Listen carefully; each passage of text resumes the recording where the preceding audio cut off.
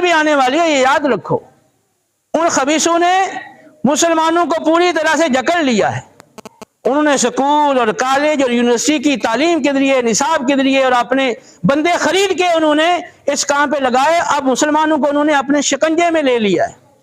اب یقین کریں، بظاہر نہیں لگتا کہ آپ مسلمان ان کے شکنجے سے باہر نکلیں گے، سب دیکھ رہے ہیں، لیکن کوئی کچھ کرنے کے لیے تیار نہیں ہے۔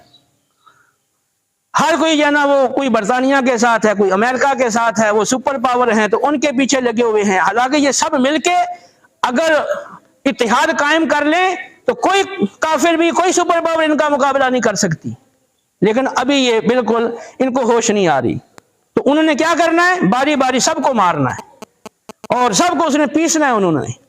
یہی آپ دیکھ لیں گے، جب تک مسلمان اللہ کی اطاعت اور اللہ کی فرمانبرداری کی طرف نہیں آتے اور جو جہاد کا حکم ہے اس پہ عمل پیرا نہیں ہوتے، دیگر